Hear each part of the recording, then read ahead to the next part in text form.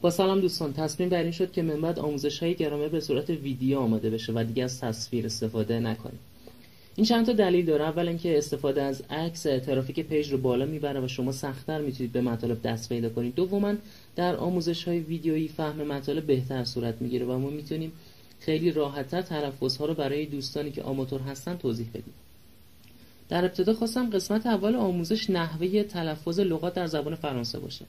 اما از اونجایی که این مبحث قبلا به صورت کامل در پست‌های قبلی مطرح شده، ازش صرف نظر کردم.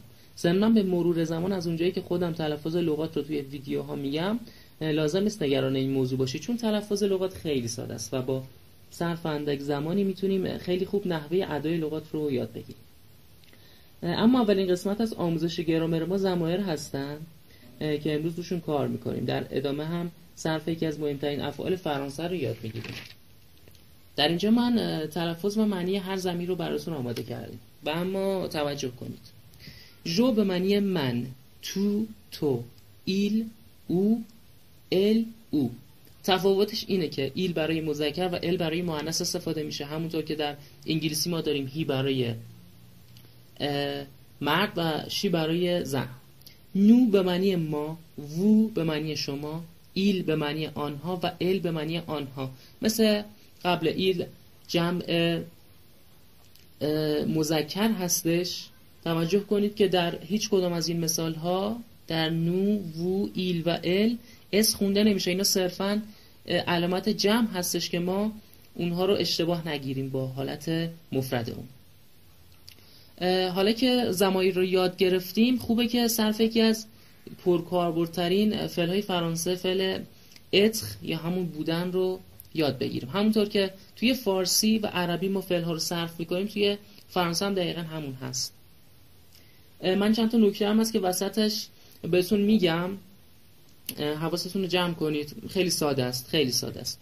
کلماتی که من زیرشون خط کشیدم صرف شده فعل اتر هستش. اولین جمله ما اینه: Je suis étudiant. Je suis étudiant. توجه کنید که ت آخر خونده نمیشه و آن به صورت تو دماغی، یعنی آن تلفظ میشه. Tu es étudiant. Tu es étudiant. تو دانشجو هستی. Tu es étudiant. تو دانشجو هستی. Il est étudiant. اون دانشجوه، یه دانشجوی مرد. Elle est étudiante. اون یه دانشجو زنه. توجه کنید که اینجا تی ما تلفظ شد. چرا؟ چون که در فرانسه اسامی مؤنث که آخرش او میگیره باعث میشه که کنسون قبل، یعنی این حرف صدادار، تلفظ بشه. پس elle est étudiante. Nous sommes étudiantes. Nous sommes étudiantes. در اصل nous sommes étudiants هستش. ما که میگیم nous sommes étudiantes در صورتی که جمع ما تماما مؤنث باشن. در غیر این صورت اگه جمع ما تماما مذکر باشن، بر فرض مثال تمام ما دانشجوهای پسر باشیم، اینجور تلفظ میشه nous sommes étudiants. nous sommes étudiants.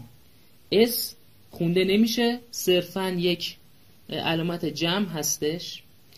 جمله بعدی vous êtes étudiante. شما دانشجو هستید. همون قانون قبلی، اگه جمع شما همه مذکر باشن اینجور تلفظ میشه vous êtes étudiant. vous êtes étudiant. و اگه جمع همه خانوم باشن vous êtes étudiante.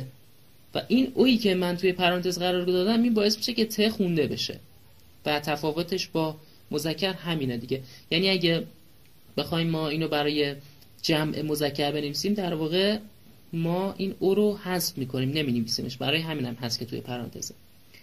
ils sont étudiants. آنها دانشجو هستند، دانشجویان مرد. ils sont étudiants. طبق معمول اس خونده نمیشه، تی هم خونده نمیشه و آم به صورت تو دماغی. elles sont étudiantes.